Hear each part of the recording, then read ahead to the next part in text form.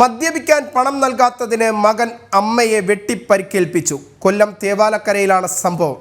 53-കാരി കൃഷ്ണകുമാരിക്കാണ് വെട്ടേറ്റത്. മകൻ അനുമോഹനെ police arrest ചെയ്തു.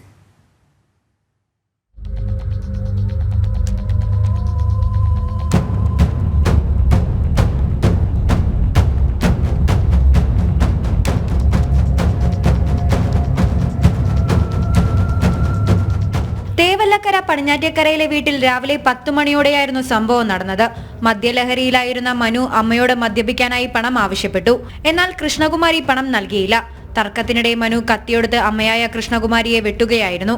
സംഭവ സമയം കൃഷ്ണകുമാരിയുടെ ഭർത്താവ് വീട്ടിലില്ലായിരുന്നു. നിലവിളി കേട്ട് വീട്ടിലേക്ക് ഓടിയെത്തിയ നാട്ടുകാരാണ് വെട്ടേറ്റ് കിടന്ന കൃഷ്ണകുമാരിയെ കണ്ടത്.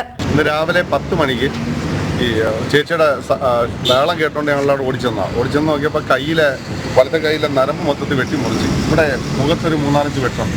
അതിൽ ഒരു വെട്ട് കുറച്ച് ആഴത്തിലായിട്ട് ഉണ്ട്. ബാക്കി കയ്യിലെ വെയിൻ കട്ടായി പോകും. അന്നേരം തന്നെ ബഹളം ഉണ്ടാക്കി കേട്ടോണ്ട് ഞങ്ങൾ ക്ലബിൻ്റെ വാർഷികം നടന്നുകൊണ്ടിരുന്നത്. അതുമായിട്ട് ബന്ധപ്പെട്ട് നിന്നായിരുന്നു പിള്ളേർ.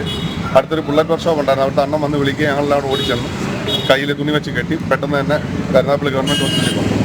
ഇവിടെ കൊണ്ടുവന്ന് ഡോക്ടറെ കാണിച്ചപ്പോൾ ഡോക്ടർ പറഞ്ഞു ഇത് ന്യൂറോ സർജനുള്ള എവിടെയെങ്കിലും പെട്ടെന്ന് നിങ്ങൾ കൊണ്ടുപോകണമെന്ന് പറഞ്ഞു. അതിൻ്റെ അടിസ്ഥാനത്തിൽ ഞങ്ങൾ CA അറിയിപ്പിച്ചു. അവരുടെ ഭർത്താവ് അന്നേരം ആ വീട്ടിലില്ലായിരുന്നു.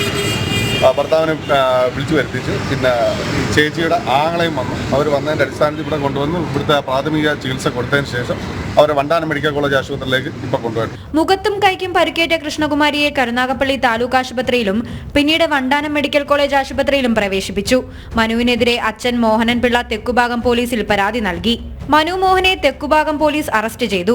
33-കാരനായ മനു നിരന്തരം ലഹരി ഉപയോഗിച്ച് വീട്ടിൽ വഴക്കുണ്ടാക്കുക പതിവാണെന്ന് നാട്ടുകാർ പറയുന്നു. അറസ്റ്റിലായ പ്രതിയെ വൈദ്യപരിശോധനയ്ക്ക് ശേഷം കോടതിയിൽ ഹാജരാക്കി റിമാൻഡ് ചെയ്തു. ജനം, കൊല്ലം.